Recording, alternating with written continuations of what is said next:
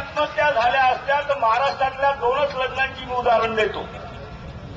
एक पश्चिम महाराष्ट्रातलं नारायण राणेच्या पोराचं लग्न झालं, धूमधडाक्यात झालं आणि आमच्या पत्रकारांना किती कोटी रुपये खर्च झाले याचा अजून आकडा सापडला नाही. माझ्या मनात प्रश्न असा आला तर नारायण राणेंनी आपल्या पोराच्या लग्नात एवढा कोटी रुपयाचा खर्च केला तर महिन्यात 2 भरात नारायण राणे लेखाचा आत्महत्या करतो म्हटला, पण लेखाने त्याने आत्महत्या नाही केली. बरं विदर्भातले आपलं नितीन गडकरी जे आहे त्याच्या पोराचं लग्न तर 3 टायर पद्धतीने झालं, कोट्यावधीचा खर्च झाला. मला वाटलं हा नितीन नक्की मर्त्याचा, कारण कर्जाचा बोजा याच्यावर झाला असेल लेखा. म्हटलं कर्जबाजारीपणाच्या ताणातून नितीन आत्महत्या करते, पण नितीन गडकरींनी आत्महत्या केली नाही.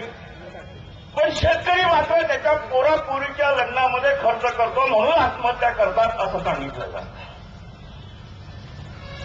मूळ मुद्दा असा आहे की आज महागाईचे ढोल पिटले जातात. म्हणजे आमच्या पत्रकारांची एक गंमत मोठी मस्त असते, तर कांदा महाग झाला तर आमची एक पॉप्युलर हेडलाईन असते, कांद्यानं आणलं डोळ्यात पाणी.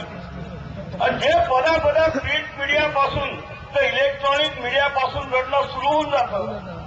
तो दिल्लीला जो जसपाल भट्टी नावाचा माणूस आहे तो कांदा थोडासा भाव वाढला तर त्याची माय मेल्यासारखा पदा डोळ्यातून पाणी आणून नाटकं करतो.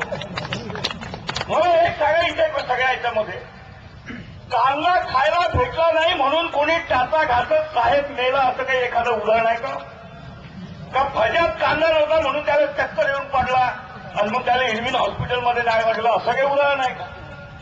कांदा खायला भेटला नाही म्हणून माणूस मरत नाही, टाचा घासत नाही, पण सगळं देश बोंबलतो कांद्यानं आणलं डोळ्यात पाणी, कांद्यानं आणलं डोळ्यात पाणी. पण तोच कांदा स्वस्त झाल्यानंतर कोणाच्या डोळ्यात पाणी येत नाही, एकदम त्याचा भाव गडगडते तर कोणी रडत नाही.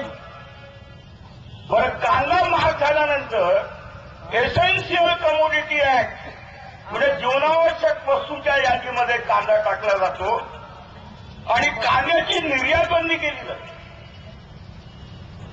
आता मग चीनमधून आणि पाकिस्तानमधून इथल्या कांद्याचे भाव पाडण्यासाठी त्याची आयात केली जाते. माझा मुद्दा असा आहे की इथल्या देशातल्या काही लोकांना पाकिस्तानचा खेळाडू मैदानावर पाय ठेवलेला चालत नाही कारण देश अपवित्र होतो असं त्यांचं म्हणणं. एखादा पाकिस्तानी गायक एखाद्या टीव्ही चॅनेलवर गायलेला त्यांना चालत नाही कारण देश अपवित्र होतो असं त्यांचं म्हणणं.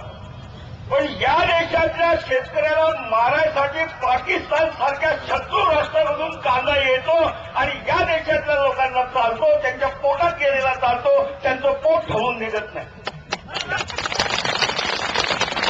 एवढे दुश्मन आहोत का आम्ही तुमचे? म्हणजे शेतकरी या देशाचं अन्नाचं पोषण करते, त्याला मारायसाठी दुश्मन राष्ट्रातून कांदा आणून त्याचा भाव तुम्ही पाडता आणि त्याला आत्महत्येसाठी मजबूर करता. एवढे आम्ही दुश्मन आहोत का? आम्ही या देशाचे नागरिक नाही आहोत? हे सगळे प्रश्न आहेत. शेतकऱ्यांच्या प्रश्नावर विचार करणं तर सोडा, त्याची टिंगलटवाई सुरू आहे.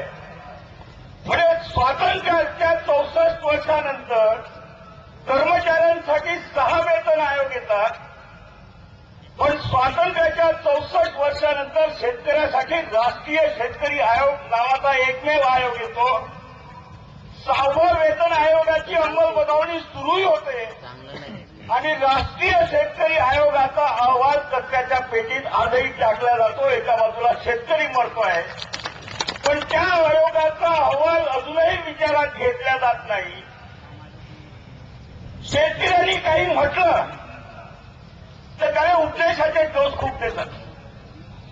कोणी असं म्हणते की शेतकऱ्यांना शेती परवडत नाही तर जोडधंदे करा. माझा नेहमी सवाल असा आहे की कर्मचाऱ्यांना जर त्यांच्या वेतनामध्ये त्याचं भागत नसेल तर जोडधंद्याचा सल्ला कर्मचाऱ्याला का देत नाही? म्हणजे कर्मचाऱ्यांच्या संदर्भामध्ये हा सल्ला दिला जात नाही, पण शेतकऱ्यांनी जर म्हटलं की शेतीमालाचा भाव तुम्ही जो देता तो आम्हाला परवडत नाही तर म्हणते जोडधंदा कर, बकऱ्या ठेव, गाई ठेव. मग यानं भागत नसेल तर ससे ठेव, डुकरं ठेव, अजून काय काय म्हणताय, गाई म्हशी बकऱ्या, म्हणजे सगळं शेणामोटामध्ये तुम्ही झाले हात भरत बसता.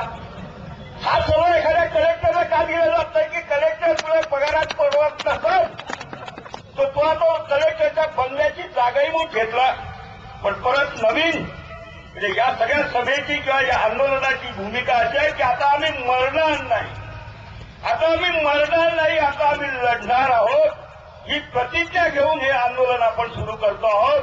आणि देशाच्या इतिहासामध्ये परत अमरावती शेतकरी आंदोलनाच्या निमित्ताने मुख्य नकाशावर आलेली आहे. हे या सभेचं ऐतिहासिक महत्व आहे. त्यामुळे आपण सगळे आलात आणि वरच्याने आज थोडी कृपा केली.